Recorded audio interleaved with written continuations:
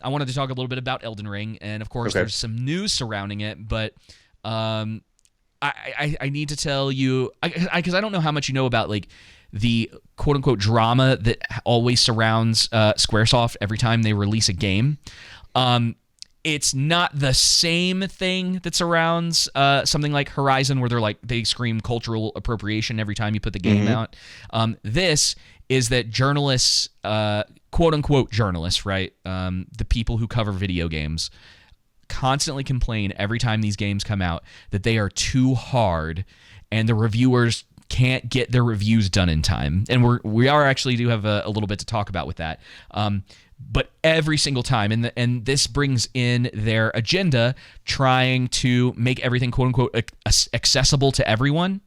And it's really frustrating. And the conversation, again, is usually pretty dishonest because you and I are both, I won't say fans, but we both really like Ricky Berwick, who is disabled. Yes. And he's a gamer, and he's like super funny and like is very self-deprecating, and it's just kind of part of what he does, right? So when we talk about this and we talk about accessibility in gamings, what I want everyone to understand is that I'm talking about people like him being able to experience these things, right? Not that you're necessarily reducing its ability to be difficult, but that you're giving people the opportunity to be able to play these games the way that they were designed to be played. Right. What journalists are talking about is that they want easy mode in everything. Yep. Not because it's necessary, but because they aren't good enough to complete the games in time to be able to put reviews out. Yep. So exactly. That is one of the things that's going on with Elden Ring. I'm super impressed with this game, especially the scale. It's not. I have like maybe like minor gripes with it, just with like some it's buggy occasionally. I heard that yesterday or the day before. It's more on PC. I have it on PS5, so I haven't had nearly as many problems. In fact, I've barely had any, if I'm being totally honest. There's a couple things here and there with like stuttering with the frame rate. But I had that happen in Horizon 2, and it was way more egregious in Horizon. It glitched out on me and was down at like 1 frame a second. I had I heard that people with 3090s were on PC were having a lot of bugs and issues, and it was dropping frames really low. Well, and that's one of the reasons why I never purchase new games on PC. I should say 3080s and 3090s. Yeah, and that's the thing, is that it's never about the card. It's always how the game's been optimized for. Yep. That's exactly what they were saying. And so you've been having some of these issues, but I wanted to play a little bit of this. Oops. I thought you were gonna have Ricky Berwick's clip. I was like, yes. No. I don't think I haven't seen much from him lately. I don't even know if he's playing this. But yeah, so you have people who are upset at this game because you can't fully pause in it. And a lot of people are criticizing these people who are criticizing this because that feature has been in games for a very long time now. If it's an online game, you can't pause. Like it will actually break the game in order to be able to put something like that in there. And people are like, how to get around not being able to pause in Elden Ring? It's like, dude, it's real simple. Move away to teleport to an area where there aren't enemies and sit there and go do what you need to do and come back. It's not that difficult, right? Yep. Surprisingly, though, a lot of the issues going on with how difficult the game is, because let me tell you, man, this is a hard game. Oh, I've seen. And it's been getting harder as I've been getting further into it, and I'm not even maybe a third of the way through the game. It's a huge map. Oh, it's massive. They were saying that it took some of these people who were reviewing it like 80 hours to finish the game. So it's big, and I'm only about 15 hours in. Yeah, and I've done a lot. Like, it's not even one of those things where I feel like, oh man, I've just started after 15 hours. It's like, no, dude, I've done so much already. Anyway, so this is from Inside Gaming, and this is just a little report that they had about what's been going on with Elden Ring. Apparently, the game was not released to reviewers until pretty late in the game, and as a result, most of them didn't finish it. How much of a difference did that make? Well, that kind of depends on where your perspective is on this thing. GameSpot managing editor Timur Hussein talked about this in a tweet this week, asking gamers not to give reviewers a hard time for not finishing the game. He added, "It's immense. It should have been sent a month ago. I played and wrote until I physically couldn't stay upright every day and I couldn't make it." He added, "This wasn't the way I wanted to experience a game that I've been looking forward to for years." Gene Park of the Washington Post chimed in with some support as well, saying, "With long COVID, I knew I wasn't going to finish Elden Ring in time. The game came to us very late and it was going to be impossible for most of us, even the hardcore Souls YouTubers, to finish this game. This game is that big, but we also had little time." He drew a comparison to Horizon Forbidden West, which reviewers had apparently 3 weeks to play before reviewing. With Elden Ring, they apparently just had 1 week. Park himself put 40 hours into the game and said no one is prepared for how colossal Elden Ring actually is. But that didn't sit well with some gamers who didn't feel like they should write a review of a game without beating it first. One gamer, Daraloth, wrote, "Why are they still called reviews and not impressions or reviews in progress? Never saw someone watch half a movie and write a review." Another gamer, Eros, said on Twitter, "If you didn't finish the game, you shouldn't review it. Easy as that." So yeah, it's the age-old problem of reviewers trying to get their piece out right when the embargo releases, so it's right in that window when everybody's paying attention to the game, versus maybe waiting a little bit longer, like a week later, and then having a more comprehensive thing, but maybe it's too late and nobody's paying attention and nobody reads your reviews. All right, so I'll leave it there because there's a little more to it, and people were saying we need to leave these people behind who are just so obsessed with review. You know, it's a bunch of industry garbage, and these are the same people who have been complaining for years about this stuff that it's your job, dude. Now, grow up. You don't have it that hard. No, with doing not your job. That not guy at talking all. about I had long COVID and doing this. Oh, Yeah. Wah. Yeah. Come on. And don't get me wrong, You're playing a stinking video game. I'm not saying that doesn't get difficult after a while of having to do that, but you could take a break. You can put it down. It's okay. You had a week to play a video game and review it. Just do a review in progress and make it a positive. If you enjoy the game, make it a positive spin, being like, "Hey, this is so great so far. All this stuff, I haven't completed it yet just because it's so massive and everything." You know what I mean? Yes, and that's the thing. It's all about perspective. So another game that came out a couple days before this was Destiny. Yeah. And every one of these mainstream outlets does review and progresses for Destiny, because the raid usually doesn't come out until a week after the game's released. And so all of these people complaining about it, and what it is, again, just like the easy mode thing, they want preferential treatment. Yep. They're upset because it's vanity. Oh yeah, they're upset because they didn't get the bragging rights of saying that they got to play this game and beat this game 3 weeks ahead of time. I understand that it's difficult. I understand that trying to beat something in a week that's 80 hours, that's hard. That's a lot of time. And now I've heard somewhere between 65 to 80, depending on who you are. But here's the thing. That's the job. You're getting paid to do that job. And you got to remember, you're getting paid to play video games. Exactly. You are getting paid. There are so many people who would kill to have that position, to be making $60K a year, roughly, right? Playing video games and writing about them. Yeah. And you got to take 1 week out of your life to do something that's a little more difficult than it is most of the time. Exactly. And I was thinking about it too, because you think about what doctors do, right? Like doctors work somewhere between 12, 6 or 7 days, or they do 16 5 days.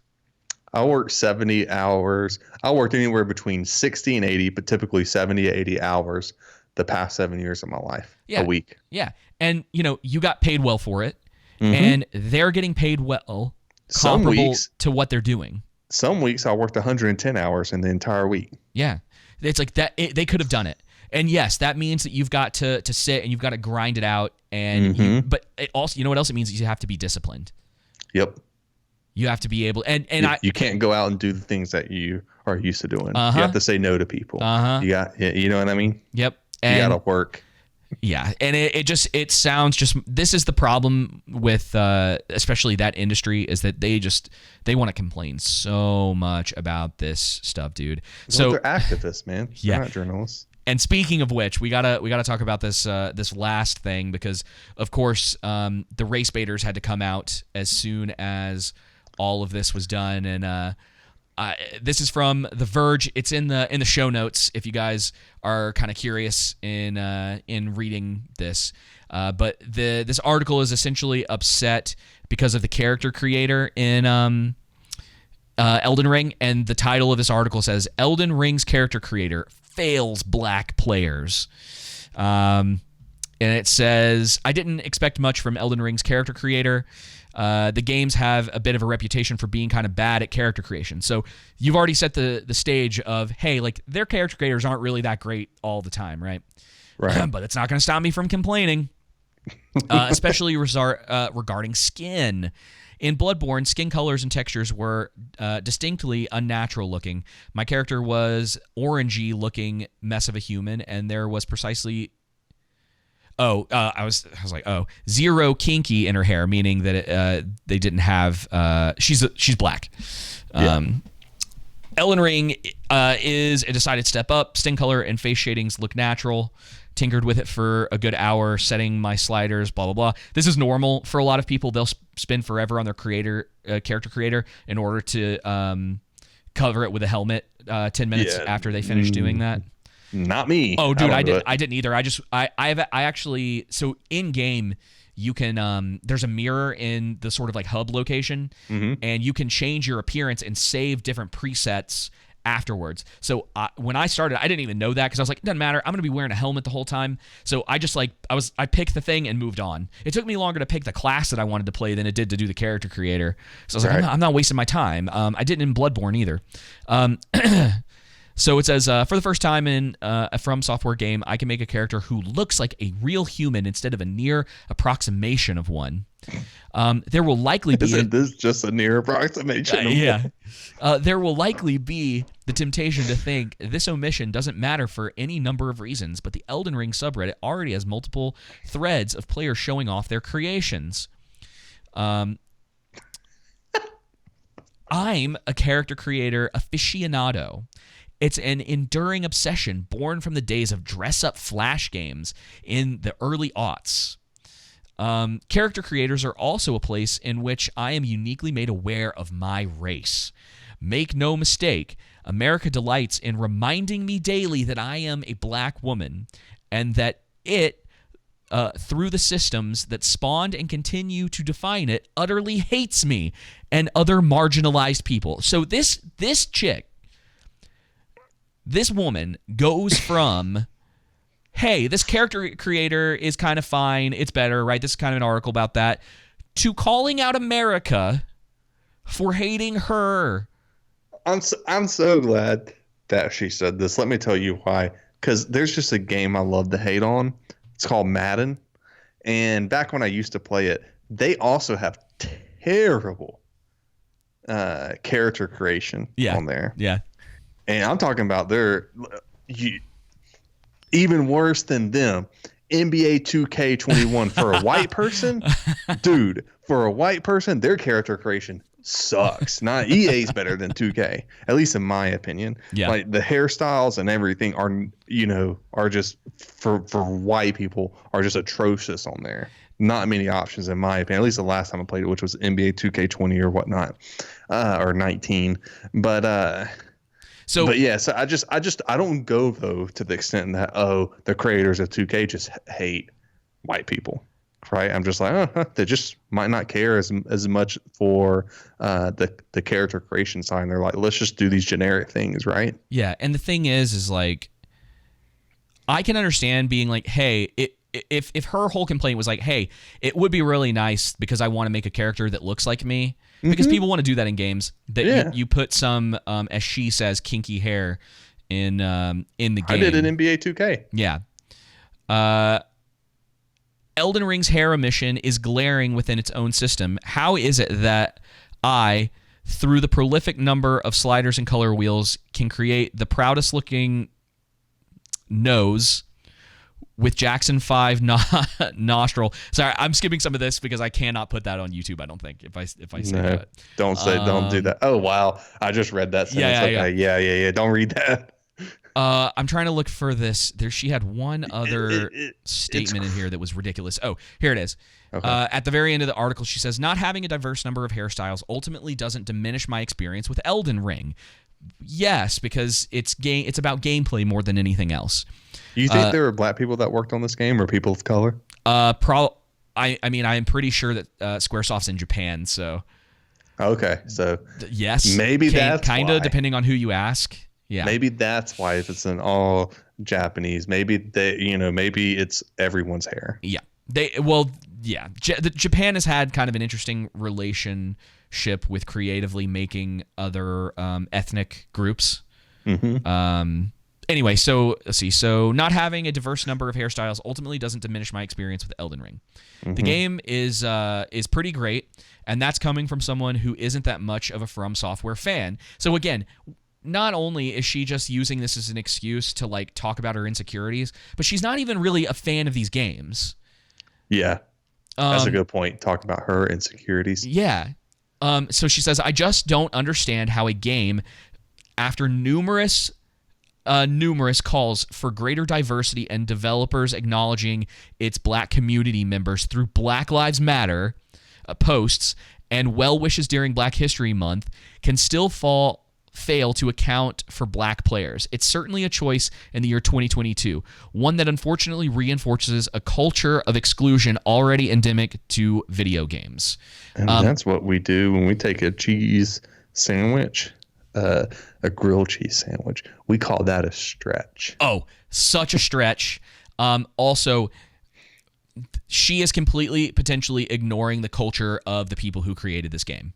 Yep. And at the very least, if you were going to do this, again, this is the problem with opinion pieces, and it's not so you opinion pieces doesn't mean you just give your opinion. You still have to cite sources to make your points. Yep. If you're going to say this thing is a problem in the industry, you need to actually cite examples of it instead of just saying it as if it's true, right? And this is the fault of editors. This is the fault of the writer, of the company. You cannot let people get away with this stuff. Nope. Not that it matters for a lot of these so-called journalists in kind of the video game space. A lot of them, again, it goes back to this thing that if you go to check, I guarantee if you went to check her Twitter profile, one of the first things in it would probably say activist. Yeah, or super guarantee fan. You. Yeah, or super fan. So yeah, listen, Elden Ring is great. If your main complaint is that you want a character creator where you can create yourself and the type of hair that you have isn't in that, a totally understandable complaint, especially from a critical standpoint. If that's something, now it's a small thing, and she even admits it's a small thing in the grand scheme of what Elden Ring is. But we're still gonna complain. Yeah, and instead of making a more reasonable approach, talking about how they could do a better job at content creation, how basically addressing the same things just in a different way. We just got finished talking about perspective, right? Mm-hmm. Everything's a perspective. But if you've grown up in this culture, right, that teaches you that you are continuously a victim, right? Yeah. People, and especially Black people in the past, right, have been victims, right? And people today, right, there are people of all races and ethnicities here who are victimized in one way or form, right? People do terrible things because people are evil. But when you have this reinforced in society and it's all you see in the narrative from the media, right, that you're a victim, then that's the lens you're going to view everything through, right? We just talked about trauma, right, and trigger warnings, and how last week, right, on I think it was the social episode, and how trigger warnings, one of the problems is from some studies that were done is that, the bad thing about it is that it makes your trauma central to your identity. Mm-hmm.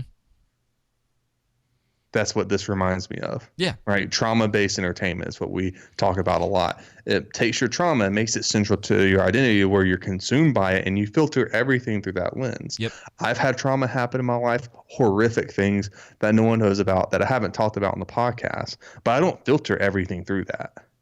You know exactly. what I mean? Yeah, exactly. And it's like when you're looking for it everywhere, you're going to find it everywhere. Yeah, exactly. Even down to like the right hairstyle not being an Elden Ring. It's just it's exhausting, and I find it to a degree to be dishonest. Yeah, that's not right. Like you're gonna say that's racism, Yeah. and I think one of the things is that I think racism isn't dead; it's still alive, right? But at the same time, for you to say a hairstyle in a I don't have these certain hairstyles in a game that's due to racism. Maybe it's just cultural barriers between Japan and the United States. That's exactly what it is. Because the thing that she brings up is that all of these people were posting all of this stuff about Black Lives Matter on Instagram and social media and blah blah blah. It's like, yeah, but you're talking about Japan. Yep. Japan may not be aware of a lot of that or care. Exactly, because it's a conservative culture, conservative Japanese culture, right? Which is different from us. Yeah, it's also very ethnocentric. Like they're very much like they don't generally. Well, I don't want to say this across the board, but the general consensus is that they aren't big on outsiders. That they like their culture the way that it is, and they don't want people coming in and screwing with it. It's why Except every for time. me. Yeah, it's why every time anime comes in, or people complain about anime being a specific way, they're like, if you don't like it, don't watch it. It's like, this is part of our culture, and this is how it is. Hey, yeah, I understand. Yep.